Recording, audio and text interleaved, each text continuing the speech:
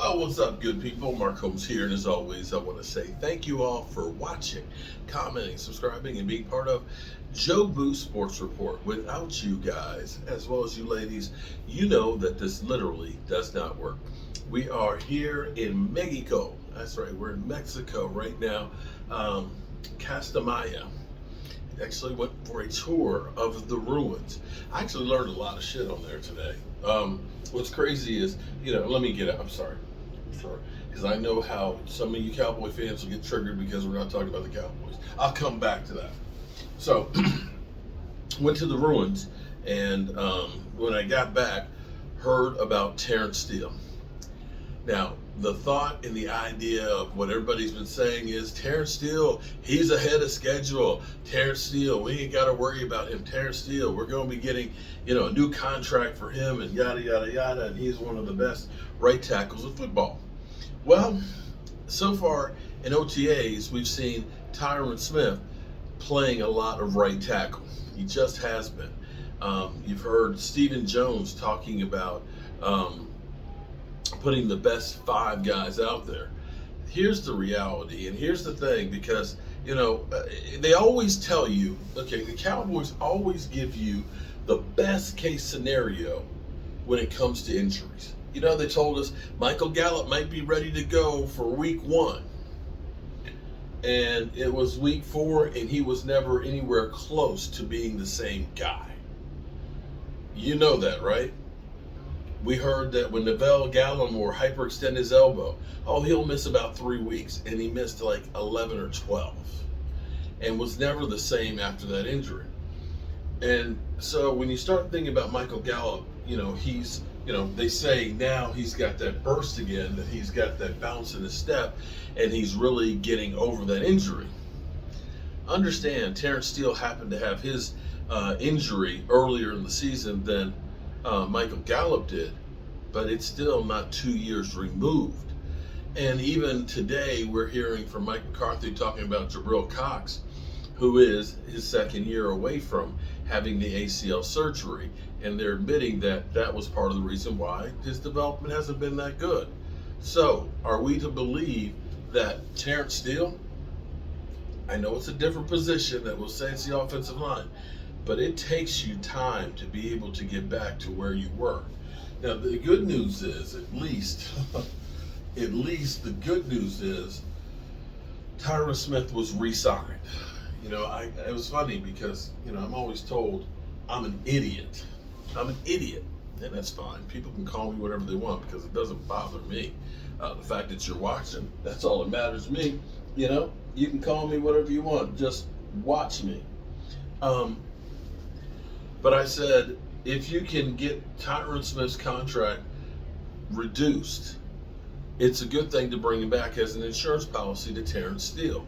If you end up having to start the season with Terrance Smith as your starting right tackle until Terrance Steel is really 100% ready to go, then at least you have an insurance policy. And hopefully, we're only talking about a couple of weeks, in which case you can keep Terrance Smith as your swing tackle. And hopefully, you can end up saying, okay, big fella, you got us through the first 3 or 4 weeks. Now, we're going to go through and we're going to put you in mothballs until needed, and hopefully that's for a Super Bowl run. The Cowboys were wise. We also know that Zach Martin is dealing with a few things, but they said he'll be fine by the time camp gets here to ramp up as well. It's not that he needs a whole lot of practice because, Zach Martin is one of the best guards in football. But these are things that you start worrying about. If we've got questions on the offensive line and we haven't gotten to training camp, man, that does not bode well for the season. And this is the thing that kept me up at night. As everybody's saying, hey, let's go out and get,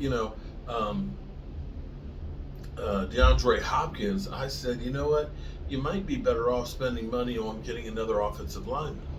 When you think about the Dallas Cowboys, you think about the Great Wall of Dallas for Troy Aikman, or Great Wall of Dallas 2, and the Great Wall of Dallas for Roger Staubach.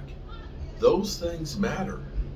Having a great offensive line Do you think that Troy Aikman's winning those Super Bowls without a great offensive line? Because I don't. I honestly don't. Because Emmitt Smith is not the all-time leading rusher without having a great offensive line. And Troy Aikman, without Emmitt Smith having all the yards that he had and having that great offensive line to protect him, isn't winning all those Super Bowls. And mind you, I'll throw into this mix, I'll throw into this mix too, a great tight end. Because that tight end, he is a multiple weapon. He can block, he can catch, he can bail the quarterback out. And you can look back with the Cowboys' history. Those are things that the Cowboys had stable when they were winning Super Bowls. And right now, Peyton Hendershot, and I know it's only, non-padded practices and stuff. Peyton Hendershot had that interception, that deflection in the end zone that turned into an interception. You've got our new tight end. His name slips away. Might be all the alcohol, baby, that I've had over the last couple of days, or it might be the heat of being in the sun here at Costa Maya at the ruins. But I can't remember his name at the moment.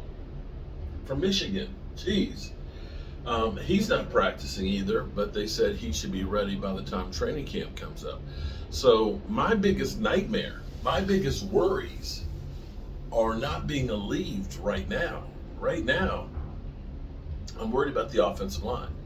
And since we do have that money, you think about the Buffalo Bills, instead of going for the sizzle of DeAndre Hopkins, they went for substance in Leonard Floyd on the defense. And maybe that's what the Cowboys need to do. They need to look and saying, we need to go ahead and find ourselves another offensive lineman just in case. It won't cost as much as DeAndre Hopkins, but it may be the difference of making a team great as opposed to just getting by. So, there we have it, y'all. My biggest worry. It's definitely worrisome. Whew. But the next couple of days, I got no worries. None at all. Even if Philly 500 is trying to make me worry. Not going to happen, son. Not going to happen. Anyway, I hope you guys are having a great Taco Tuesday, and I hope all your taco dreams come true. If you'd like to know more about how this cruise is and things, definitely check out my playlist of Virgin Atlantic, because this cruise has been incredible. I'm going to tell you how incredible and how good a care they take care of you. I forgot my tripod. I forgot Joe Boo on this trip. I was busy working on the red brick house. The wife did all the packing and stuff, and she did not pack Joe Boo, nor my tripod. So I bought this little one, this little teeny one, which is actually kind of cool because it folds, the wings on it fold up, and it's like a pistol grip for doing, for walking. It's actually, I'll use this at the red brick house. But it does look like a gun. And I was like, this kind of looks like a gun. But I left it this morning before we went on shore at the breakfast table. And I went back up there. I said, I know that there's no chance after we got back that somebody found it and turned it in. And she told me to go to Sailor Services. She said, whenever we find anything, it goes down there. Lo and behold, I went down there and I said, listen, I'm betting the chances of finding my little tripod are slim and none. And I said, I'm betting on the none. He said, what color is it? I said, black with a red button on it. He walks in the back and he comes back with it. They've taken great care of us here on Virgin Atlantic. I am sold.